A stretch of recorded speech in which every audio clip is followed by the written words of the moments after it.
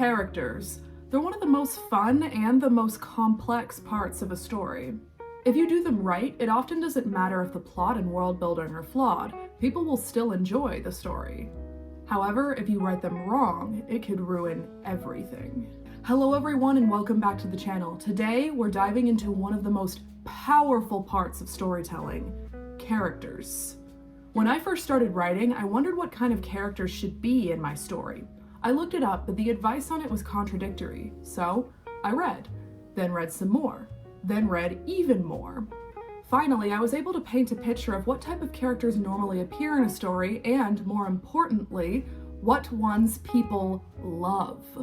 The ones that, in my opinion, most stories should not go without. No matter what story you're writing, these 7 character archetypes are a game changer. Let's get into it. Number 1, the protagonist. Let's get the obvious out of the way.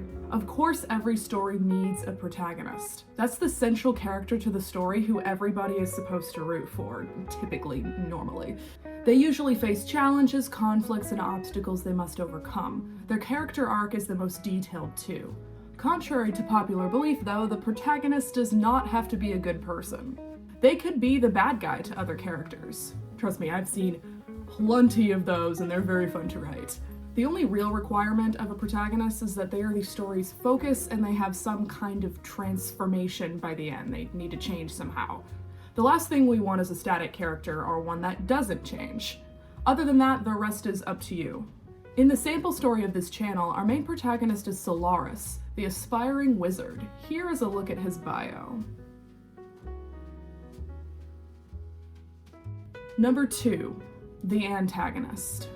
They say a hero is only as good as the villain who opposes them. They bring out the worst in each other, which is actually the best for character growth. This means the antagonist is the most important part of your story.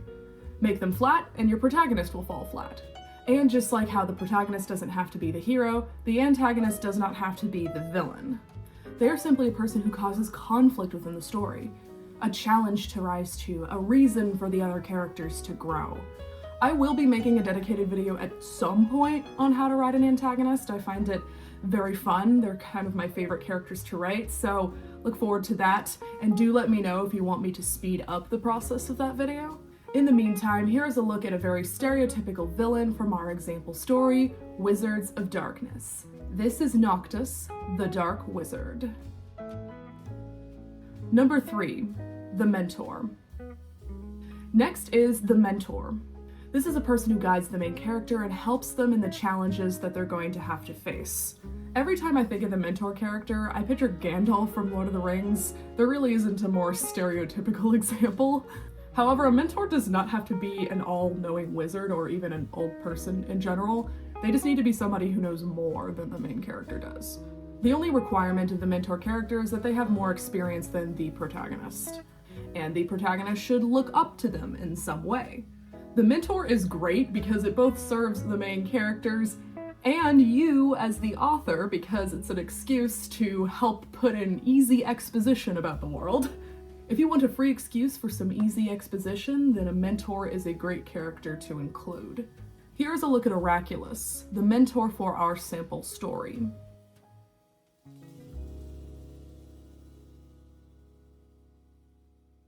Number 4, the love interest. Now we're getting into more subjective territory. Some of these characters aren't absolutely something you have to include, but something that I would recommend including because people really like them and they could be very fun to write. For me, whenever I write a story, I prefer to have a love interest of some kind. After all, romance is a natural part of life and many people are indeed obsessed with it, whether you like that fact or not. Including a love interest is a very easy way to increase engagement in a story. However, again, unlike some of the other archetypes on this list, this one is not mandatory. You do not need romance to make readers interested in the characters. However, if you are interested in including it, and I assume a lot of you probably are, most books have romantic subplots, here is what you need to know. The love interest role in the story can't just be to love the main character. That will make them flat and uninteresting. Not only that, but it will devalue the development of your protagonist as well. After all, characters bounce off of each other, and if one character's flat, that's gonna drag the other character down. Give the love interest separate hobbies, interests, and a life of their own. Make sure that they have a reason to be there other than liking the main character. Maybe they know things about the villain, or they're a childhood friend who wants to help support the main character in whatever the way they can. That one's a little bit more generic, but I've seen people make it work. Or maybe they both happen to be targeted by the villain and now they have to work together. There are many ways to do this, but whatever the case, make them knowing each other seem like a natural part of the story. The same goes for their romance. If you follow these rules, it becomes very easy to make a fantastic love interest. And I'd love to dive into more detail about a love interest. I have a lot to say, but that's for another video. Number 5, the best friend. The next very common archetype I saw was the best friend. Off the top of my head, I cannot name a single story that does not have this archetype in some way, shape, or form.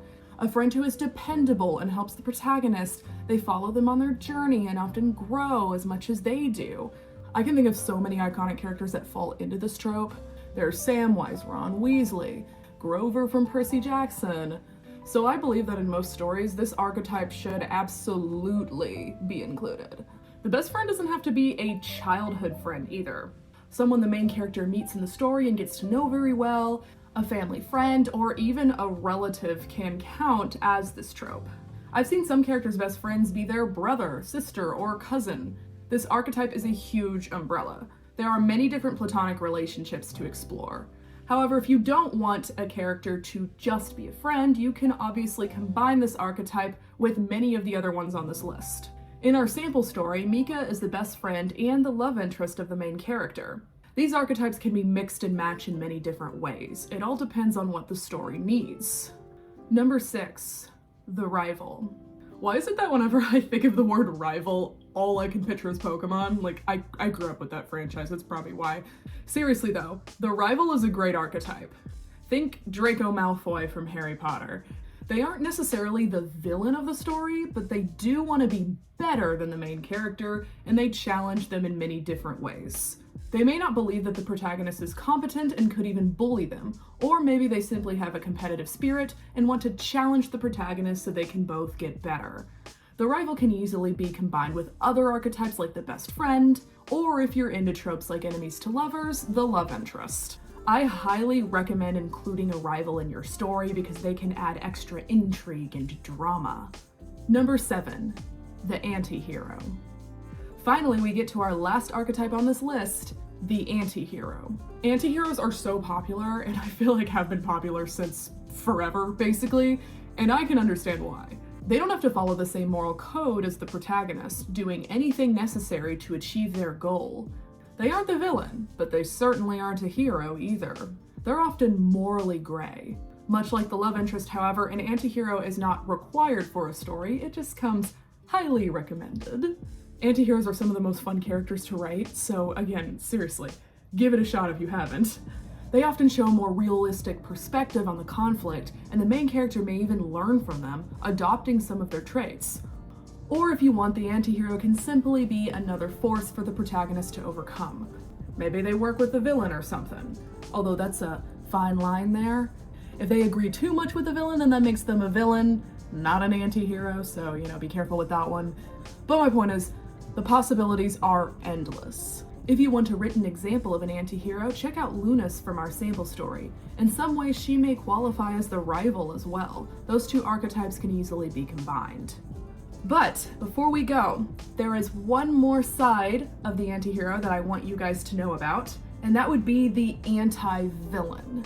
Many people do not know about this one, but it can be incredible if written correctly, and I believe it is something that is wholly underused in fiction. While anti-heroes are heroes who do not follow the typical rules of morality, anti-villains are villains who do their dastardly deeds in ethical ways. They may help people inadvertently or otherwise, and this could even lead to a redemption arc for the villain. Megamind is a perfect example of this. I'm sure all of y'all have seen that amazing film. You really don't get a better anti-villain than that. While I didn't list the anti-villain as an essential character archetype for this video, as in, it's not technically in one of the 7, this is an archetype I would also highly recommend trying out.